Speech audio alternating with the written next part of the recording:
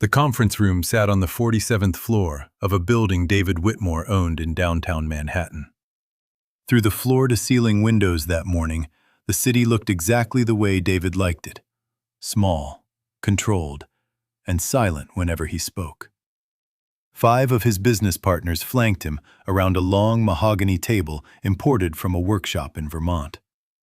There were fountain pens, fresh contracts, and the quiet, satisfied look of men who had already decided how a story was going to end before the other side had even walked into the room. The coffee was French press. The pastries were arranged in the shape of a W. A junior assistant had spent an hour on the alignment. At the far end of the table sat his wife of 19 years, Sarah Whitmore, 48 years old, hair tied back in a low bun she had done herself that morning in the bathroom mirror of a brownstone they still technically shared. She was wearing the same blue dress she had worn to their 10th anniversary dinner, the night he had stood up in front of a room full of strangers and told them, in a speech that was later printed in a magazine, that she was the reason he had become who he was. She had liked that dress because it was the one he had said made her look most like herself. She wore it now, 19 years later, because she wanted him to see what he was about to lose. David slid a leather folder across the polished surface with 2 fingers. Inside were the divorce papers, pre-signed, already notarized. The prenuptial agreement his own lawyers had written 11 years earlier had done its job exactly as intended. He opened the folder with the kind of patience a man shows when he knows the other person has already lost. He didn't look at her when he opened it. In fact, he hadn't looked at her properly in months. He looked at the folder. "This is what the lawyers recommended," he said, his voice measured, almost bored, the way a teacher addresses a small problem at the end of a long, successful day. $200. I trust them. They said it was a fair number. He tapped a check that had been paperclipped to the last page. A check for $200, made out in her name, from his personal account. He hadn't even bothered to use a business account for it. He said it that way too, in front of the men. He said $200 3 times in the next 4 minutes. He didn't know he was doing it. The number had become, in his mind, a punchline to a private joke whose punchline had once been her name. One of the partners laughed. Not a deep laugh, a soft one. The kind you make when you are watching something small and you want it to know it is small. The kind of laugh people learn to make in rooms where men like David Whitmore decide who is allowed to feel comfortable. Sarah didn't move. Her hands were folded in front of her. She looked at the check. She looked at the signatures she was being asked to sign. She looked at the lines that removed her name from homes she had decorated, from cars she had picked, from businesses she had helped him think through during sleepless nights when he was convinced they would fail, and she had not been convinced. Then she picked up a pen. She didn't read the pages out loud. She didn't argue. She didn't ask for a lawyer. She didn't ask for time. She didn't ask him to explain. She just turned to the back page and signed her name in small, steady letters. Sarah Elizabeth Bailey, her maiden name. The one David had spent 19 years convincing her to forget. The one he had teased her about in airports. The one he had removed from a wedding invitation to a board member 2 years earlier because people at this level don't have middle names. She put the name back on the page, in handwriting he had not seen in years. She placed the pen back on the table. She slid the signed papers to the middle of the table, and she looked at her husband for the first time since he had opened the folder. The way she looked at him was not angry. It wasn't defeated. It wasn't even sad. It was the way a surgeon looks at a patient who has been misdiagnosed for years and is moments away from a procedure that will reveal what was actually wrong. She looked at him like she already knew the answer. And the answer was, in fact, going to break him. "I'll accept your $200, David," she said, her voice calm and quiet enough that the room had to lean in to hear it. "One day, you'll understand exactly what you just lost." She stood up. She pushed the chair back gently. She smoothed the front of the blue dress with the same hand she had signed with. She walked to the door without looking at any of the men who were still chuckling into their coffee cups. She walked slowly, the way a person walks out of their own house for the last time, memorizing nothing, but also remembering everything. The door closed behind her with a quiet, professional click. And for the first time in 19 years, the man at the head of the table was alone in a room he had built with someone else's hands. He didn't yet know whose. 11 years earlier, in winter, on a porch in Boston, David Whitmore had proposed to Sarah Bailey with a borrowed ring and a sentence that made her cry. He had been 26, she had been 23. He had just lost his first real job. His first business idea had failed before it had been written down. He had no apartment, no savings, and no real plan beyond the sentence he had repeated out loud 43 times to anyone who would listen. He had almost stopped saying it out loud. Then he had said it to her. She had been the last person he said it to before he believed it himself.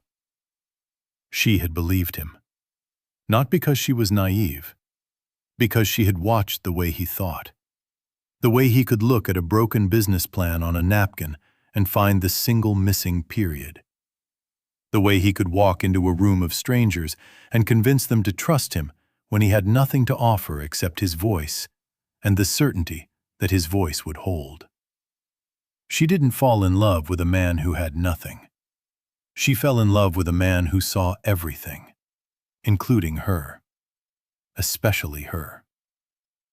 They got married in a small church on a cold Saturday in November. 48 guests. Her dress was borrowed too. He had told her he would buy her a better one later. She had told him she would rather have his name on a real business than any dress in the world. He had laughed. She had not been joking. Years later, he would tell people the dress had been his idea. He would forget he had borrowed it. By the end of their first year, Sarah had done the math he didn't want to do. She had handled the tax filings. She had figured out how to register a business in a state with friendlier incorporation laws. She had written his first investor email at 3 a.m, in the apartment they shared with one of his college friends who slept on their couch for 8 months without paying rent. She had walked into a bank with their joint savings and walked out an hour later with the small business loan that started Whitmore Capital. The teller had looked at her. The loan officer had looked at her. On the application, her name was listed as co-founder. David told her later that he had crossed it out. He said it looked cleaner with only one name. He said investors didn't trust married couples. He said it was just paperwork.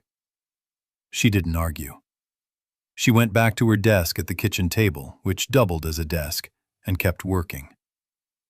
Within 3 years, Whitmore Capital was operating in 2 cities. By the 5th year, it was in 6. Sarah was in every spreadsheet, every contract, every late-night crisis call, every difficult client relationship, every board email draft David had ever sent without crediting her. She was the reason the company had its name. She had come up with Whitmore after spending 2 weeks reading old business journals in a public library, searching for a word that sounded steady and trustworthy, and old enough to make new clients feel safe. David had told her he liked it. He hadn't mentioned her when clients asked who had thought of it. He hadn't mentioned her when a young reporter had asked for an anecdote about the name's origin. He had thanked his father. His father had not been involved. She designed the logo herself in a freeware program on a laptop that still had a sticker from the public library on it. She wrote the first version of the onboarding letter that had since been read by every client of the company. She stayed up all night the night David had nearly lost their biggest investor because he had arrived unprepared to a Wednesday meeting and insulted the client's wife in a comment he didn't remember making. She had walked into the partner's office that night with a single printed page, 8 bullet points, and a clear ask. She had convinced the man to stay. David had taken the client out for dinner the next week and told the partner he had handled it himself. The client still thought David had saved the account. The partner's wife still remembered the apology Sarah had sent her the next morning. By the 7th year, the company had its own building, a small one in Midtown, with a receptionist Sarah had personally hired. By the 9th year, it was the second fastest growing financial firm in the country. By the 10th year, Sarah had stopped appearing in any of the public photographs. David had changed by then. Not all at once. The change had happened slowly, the way a river changes direction, the way an old house quietly settles into a different shape. He had begun signing his name to white papers he hadn't written. He had taken credit for client relationships he had almost lost in meetings where Sarah had stayed up until 2 a.m. to write his talking points.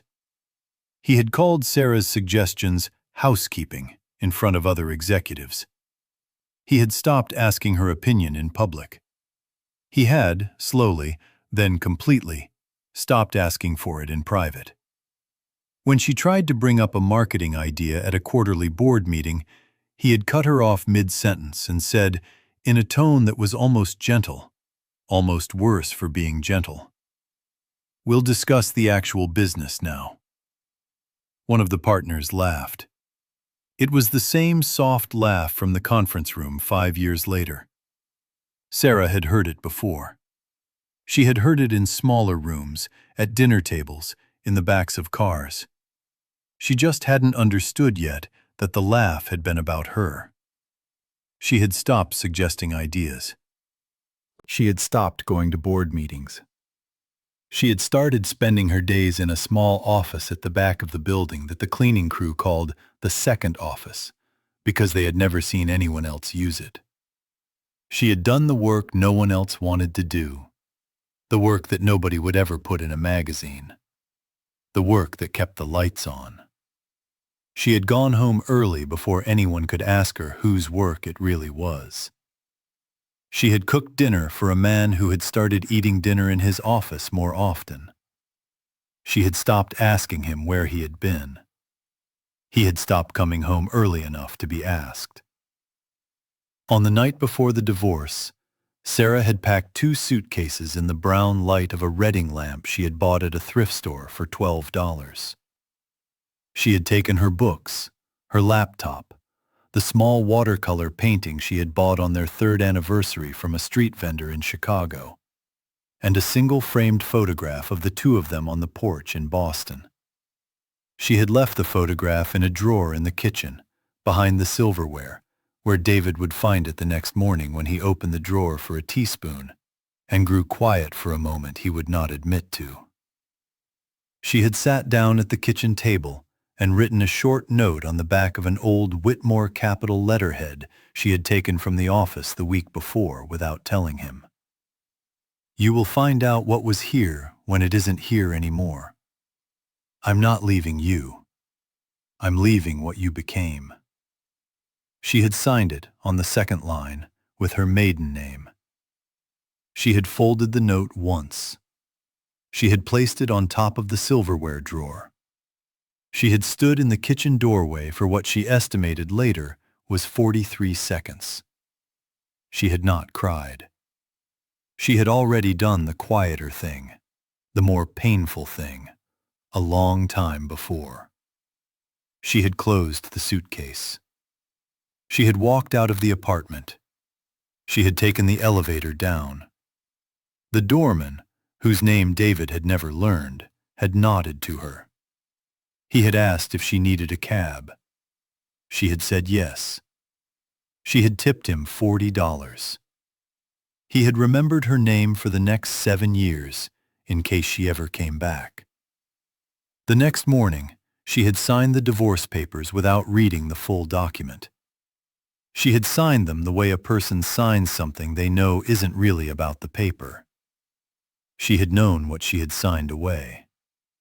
She had known what she had not signed away. And the man who had built his empire on someone else's ideas had never once, not in the moment he slid the folder, not in the moment he wrote the check, not in the moment he walked back to his glass office and told his assistant to clear her desk by Friday, asked her what her one sentence had meant.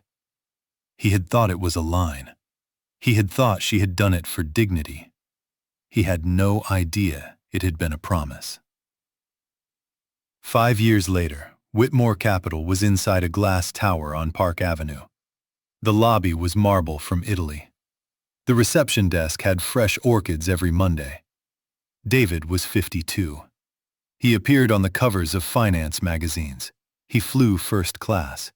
He owned 3 vacation homes and a yacht he had named after himself. He had started a podcast called Built It Myself, in which he told younger entrepreneurs that the most important quality in business was having the cold mind to do what needs to be done, especially when the people around you don't have what it takes. The business, however, was quietly bleeding. The market had shifted in ways he hadn't seen coming. 2 of his largest clients had moved their accounts to smaller, more agile firms whose founders returned phone calls within the hour. A new competitor in Austin had started offering stripped-down services at a fraction of his price, with younger analysts who cared enough about their work to send follow-up notes on weekends. 3 of his best analysts, most of them people Sarah had personally interviewed, had resigned in the same month. 2 of them had sent resignation letters she had quietly coached them years earlier on how to write well. The letters were better than most of the contracts David had signed. A bank had called in his line of credit after he had personally signed off on a leveraged deal that lost the company $11 million over 6 quarters. He had tried to restructure twice. Both times, the board had rejected his proposals. He had begun staying later at the office, eating dinner at his desk, sleeping on the couch in his private office most nights. The leather couch had begun to smell like him in a way his house no longer did. The 2 vacation homes on the coast had begun to feel like waiting rooms. The third, the one in the mountains, had not been visited since the divorce. In the same 5 years, articles had begun appearing in business journals about a private equity group called Bailey Holdings. No one seemed to know who was behind it. The name was rarely in the news. There were no social media accounts. There were no press conferences. There were only quarterly acquisitions, small, precise, almost invisible to anyone not looking for them. A logistics firm in Austin, a marketing agency in Denver, a boutique investment company in Toronto, a small bank in Philadelphia that had specialized in serving immigrant-owned businesses and had been quietly closing its doors. Each purchase was clean. Each integration was smooth. Each acquired company appeared to do better within a year. The pattern, to anyone paying attention, looked like someone was quietly assembling a very careful machine. Wall Street analysts started calling the buyer the silent acquirer. A Bloomberg reporter once described Bailey Holdings as the most patient hand in modern American business. A New York Times feature ran a 2-paragraph blurb with no photograph. The company didn't respond to interview requests. There was no website. There was only a small office in Boston, near the public library where Sarah had once read old business journals on her lunch break. A list of acquisitions, a number that grew every quarter without ever being announced.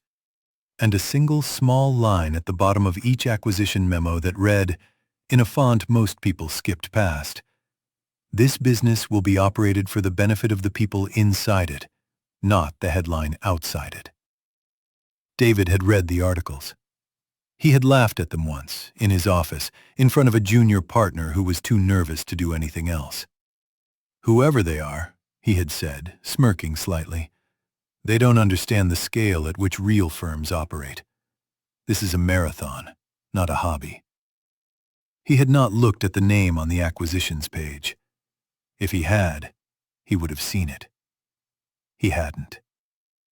That winter, an unusual series of share purchases had begun appearing in Whitmore Capital's investor reports. Small blocks at first, then larger. The pattern was silent but precise. Whoever was buying was not hostile. They were simply buying. Every quarter, a slightly bigger share of Whitmore Capital quietly entered Bailey Holdings' portfolio. David's CFO had raised it twice in board meetings. David had dismissed it the second time. "It's pension funds," he had said. "Algorithmic trading. Don't waste my time with noise." By spring, Bailey Holdings had owned 11% of the company. By summer, 26. By the end of the third quarter, 38. And the trigger clause David had personally written into the original bylaws of the company, the bylaws Sarah had proofread the weekend he had been too tired to read them, was about to be activated. A clause that said any single entity holding more than 40% of the company would be invited to submit a formal acquisition offer, a clause he had once pointed to in a magazine interview as evidence of how open and modern his company was. He had not read the clause himself in 11 years. The board had received the letter on a Wednesday morning at 7:08 a.m. in the inboxes of 8 directors all at once. The letter was brief, professional, and unsigned. It proposed a complete acquisition of Whitmore Capital. It was dated 3 days later. It listed a meeting time, a meeting location, and a request that all current senior leadership be present for the in-person introduction. The acquisition price was not in the letter. The letter simply said the price would be presented at the meeting, in person, in handwriting if necessary. It was, on paper, a takeover. David had signed the meeting acknowledgement himself. He had told the board he would personally lead the negotiation. He had spent the next 3 days preparing 3 different counteroffers, hiring outside consultants, and rehearsing a single opening line. He had bought a new tie. He had shaved twice on the morning of the meeting. He had not slept the night before. He had read the trigger clause, finally, at 3 a.m., and had sat in his office for a long time before turning the lamp off. The morning of the meeting, he had walked into the conference room on the 47th floor, the same room in which he had laughed 5 years earlier. The same mahogany table, the same fountain pens, the same view of the city, the same orchids. He had sat at the head of the table, the way he always had, and waited. He had arranged his posture the way a man does when he knows he is being shown something and he intends to look unimpressed. At exactly 10 o'clock, the door had opened. Sarah had walked in. She had looked different. Not in a way that demanded attention, in a way that commanded it. Her hair was down. She was wearing a black blazer with no jewelry, no brand marks, no small details that would have given anyone the chance to ask what the brand was. She had walked slowly, slowly enough that nobody in the room could mistake her for anyone else, but not slowly enough for anyone to call it a performance. Beside her was a man in his 50s, lean, calm, and quiet, carrying a single leather folder. Marcus Cole, the chief operating officer of Bailey Holdings. The man who, 6 years earlier, had watched a quietly heartbroken woman analyze a failing investment at a community co-working space in Boston, and had spent the next hour asking her what she would do differently. He had walked her to a coffee shop afterward and asked her one question. "What would you build if you weren't afraid?" She had answered in a voice so low he almost missed it. He had quit his job 2 weeks later. He had not told anyone why for 3 years. The board members had shifted in their chairs. Nobody had spoken. David had stared. He had said nothing. The color had left his face in a way his CFO had never seen before on a working day. He had slowly understood what was happening. He had understood who Bailey Holdings was. He had understood why Bailey had sounded familiar in the morning briefings, and yet never quite familiar enough.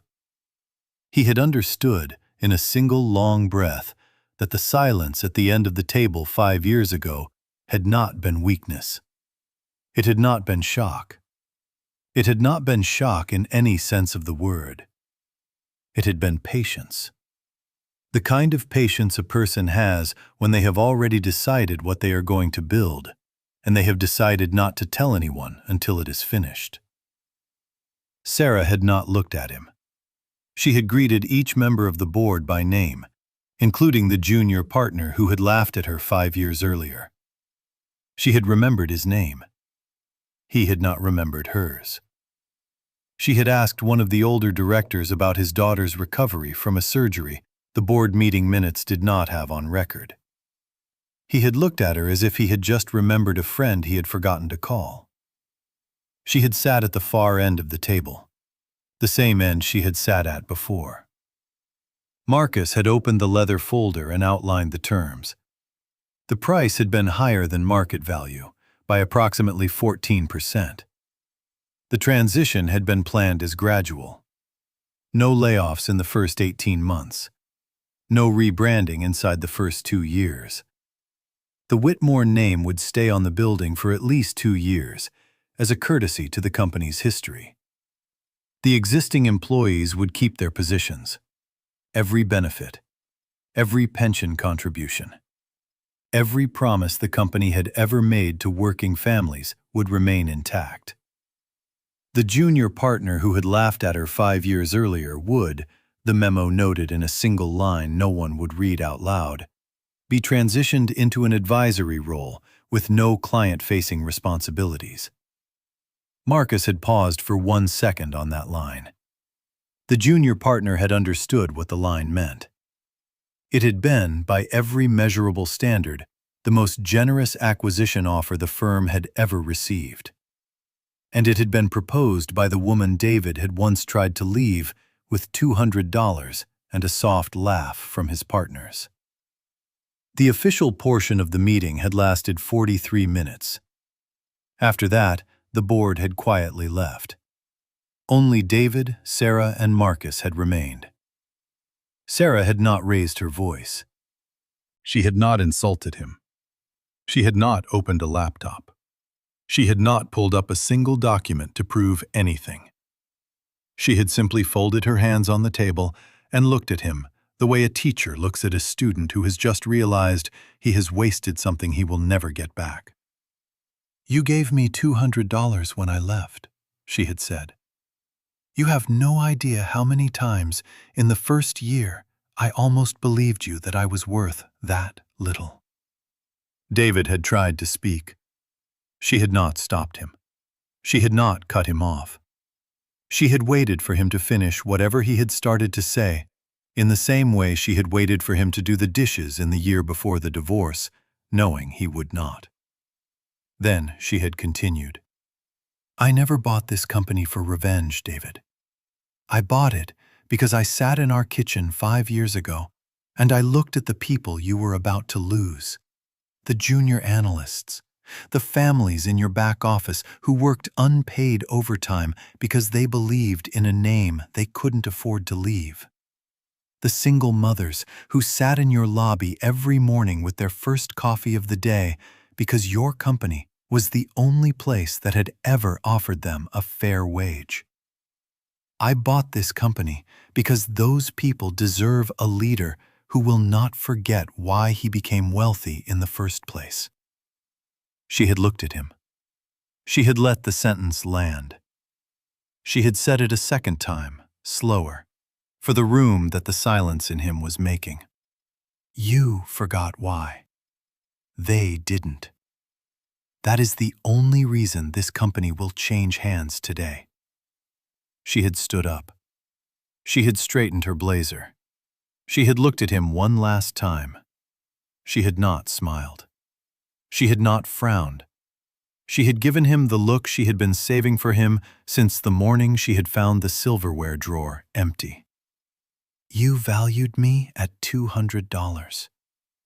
I valued your entire company at every honest person inside it." She had walked to the door. Marcus Cole had followed.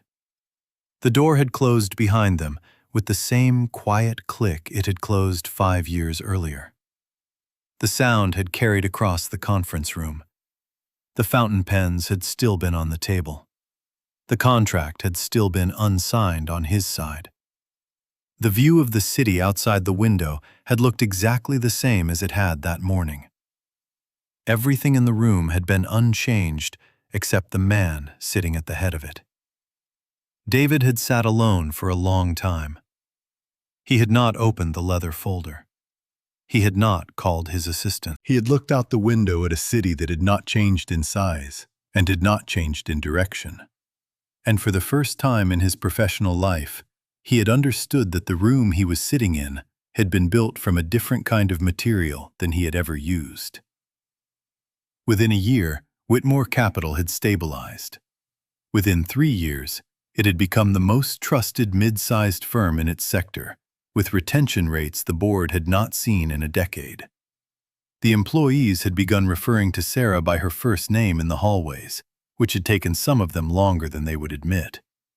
The junior partner who had laughed at her had been quietly transitioned into an advisory role with no client-facing responsibilities, exactly as the memo had specified. He had accepted the role. He had not spoken to David again for 11 months. The yacht had been sold. One of the vacation homes had been sold. The other 2 had been kept for the weekends Sarah's nephews liked to visit. The watercolor painting she had taken from the apartment in their final year had been hung above her desk in Boston, next to a small framed photograph of a borrowed ring, a borrowed dress, and a man who had once promised her that one day her name would be on the door. Her name had been on the door since the day the company had changed hands. Nobody in the building had called attention to it. Sarah had not asked them to. 6 years after the divorce, a young reporter had asked Sarah, in the only formal interview Bailey Holdings had ever granted, what she had learned from the worst day of her life. The reporter had expected an answer about revenge or business or what it felt like to come back stronger. Sarah had thought for a long time before answering. The interview had run 43 minutes later than planned. She had said, near the end, in a voice that the room had not expected to be so calm, "I learned that the value of a person is never the number someone else writes on a check. It's the number of lives they choose to protect when nobody is watching. A person is also the number of mornings they choose to wake up early to do a load of laundry that no one will ever thank them for, and the number of times they choose not to raise their voice when raising their voice would have been easier.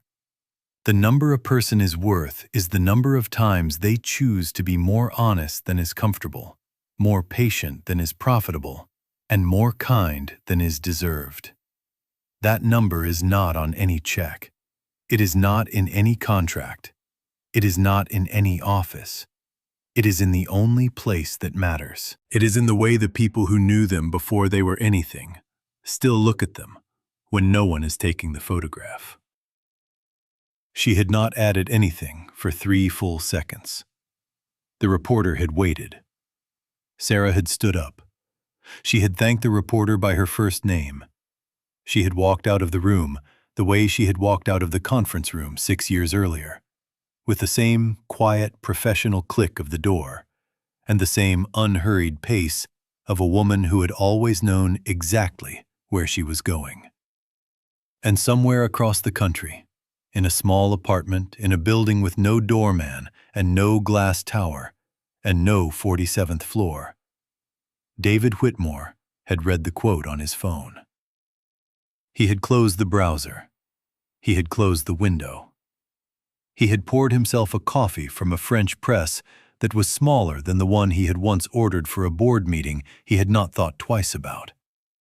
He had sat at a kitchen table that was smaller than the one he had once sat across from her at. He had looked, for a long time, at an empty chair, and finally, understood exactly what he had lost the day he had slid that leather folder across the table. He had put the check he had written 5 years ago, the one made out for $200, in the inside pocket of his coat. He had not spent it. He had kept it. He had kept it because it was, in the end, the only honest thing he had ever done.